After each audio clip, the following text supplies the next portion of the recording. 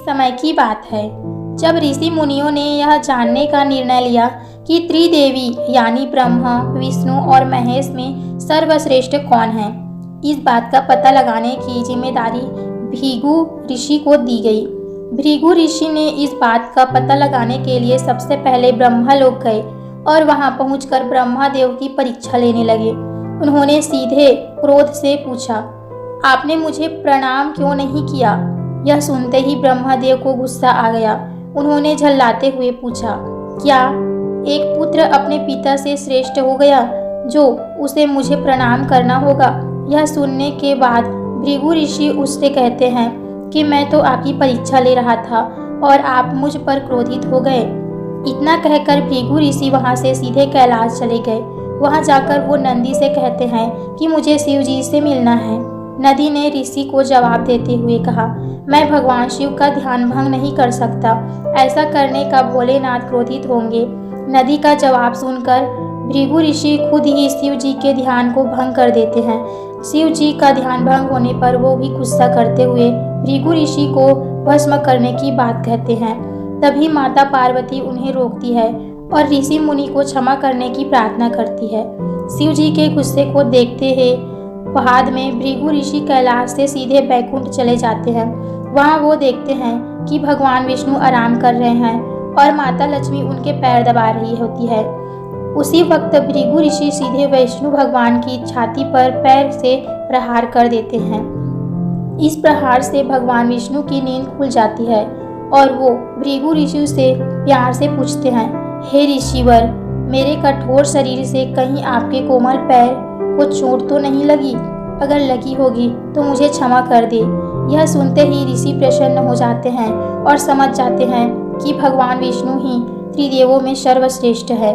माँ लक्ष्मी भी ये सब होते हुए देखती है। वो गुस्से में कहती है, नाथ, उन्होंने आपको पैर से मारा और आप इस तरह प्रेम भाव दिखा रहे हैं। क्रोध में वो भगवान विष्णु को छोड़कर बैकुंठ में सीधे धरती पर चली जाती है और महाराष्ट्र के कोल्हापुर में रहने लगती है। माता लक्ष्मी ने बैकुंठ छोड़कर चले जाने पर भगवान विष्णु को लगता है कि उनका सम्मान और संपत्ति नष्ट हो गई। इसी वजह से उनका मन काफ़ी अशांत हो गया है। फिर वो माता लक्ष्मी की तलाश में धरती पर चले जाते हैं। धरती जाकर भगवान विष्णु श्रीनिवास नामक व्यक्ति बनकर माता लक्ष्मी को ढूंढने लगती है। माता लक्ष्मी को ढूंढते ढूंढते वेंकटचल पर्वत क्षेत्र में स्थित बकुला माई के आश्रम पहुंच जाती है। वहां बकुला माई के उनका आदर पूर्वक स्वागत किया और उन्हें आराम से आश्रम ही रहने के लिए कहा। उस आश्रम में भगवान आराम से श्रीनिवास बनकर रहने लगे। कुछ दिन बाद वहां एक हाथी आ जाता है जो सबको परेशान करता है। यह देखकर श्रीनिवास धनुष बाण लेकर हाथी की ओर दौड़ता है। उन्हें आता देख हाथी डरकर घने जंगल में भाग जाता है।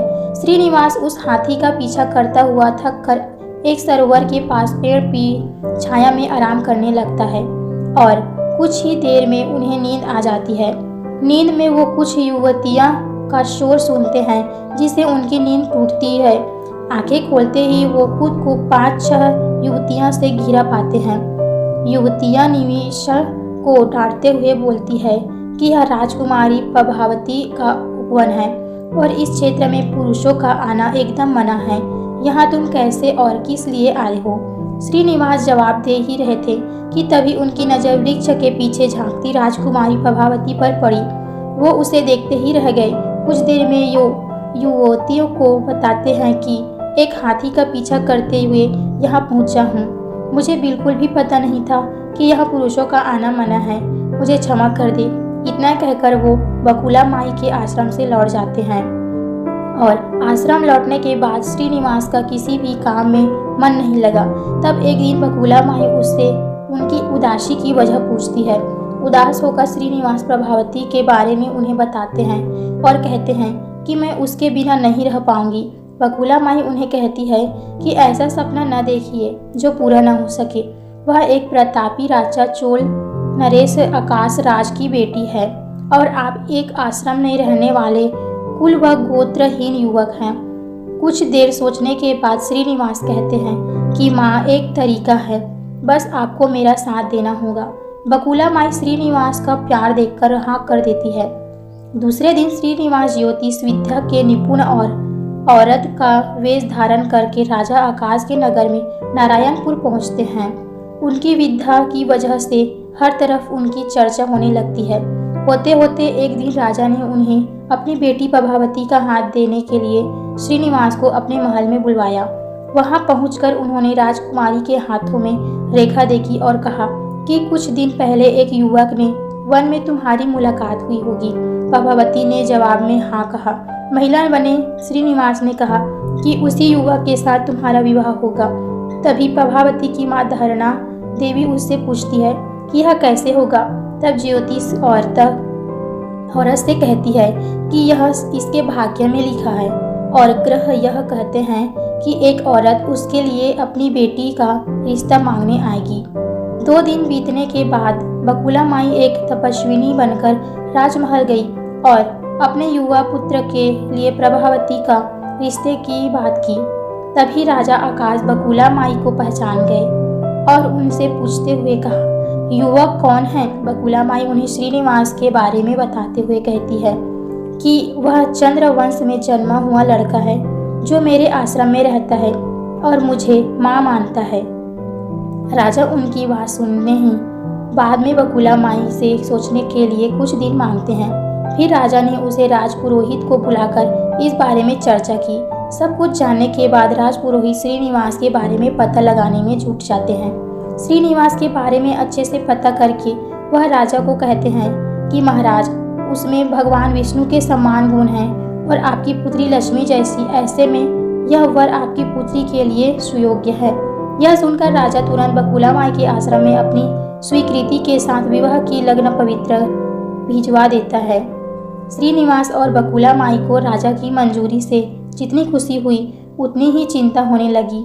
दोनों के मन में होता है कि उसके पास शादी कराने के लिए पर्याप्त धन नहीं और न ही विवाह के लड़की के रहने के लिए घर। तब बकुला माई श्रीनिवास को लेकर वराह स्वामी के पास जाकर श्रीनिवास की शादी के खर्च लिए धन की कमी की समस्या के बारे में बताती है।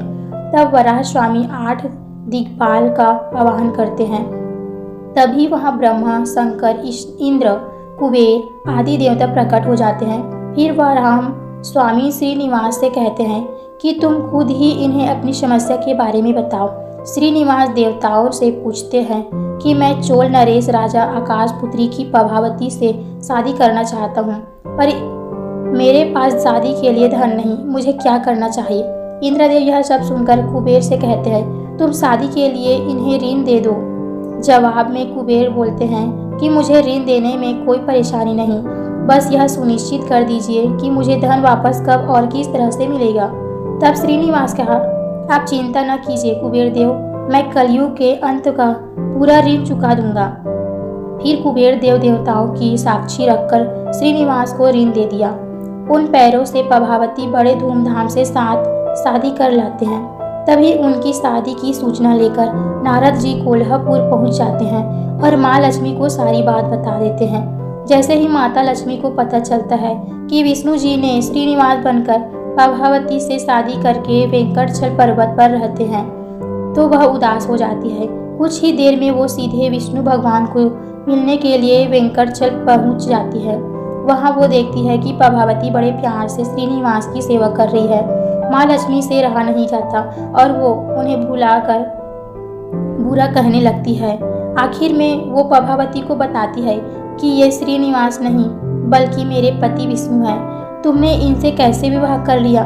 फिर माता लक्ष्मी और प्रभावती के बीच बहुत देर तक वाद विवाद होने लगता है। यह सब देखकर श्रीनिवास ने बहुत दुख हुआ और वो वहाँ से थोड़ा पीछे हटकर एक पत्थर की मूर्ति बन जाते हैं।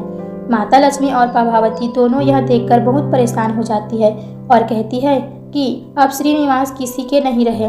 तभी मूर्ति से आवाज आती है, देवियों, मैं हमेशा इस स्थान पर रहूंगा और मुझे लोग वेंकटेश्वर स्वामी के नाम से जानेंगे।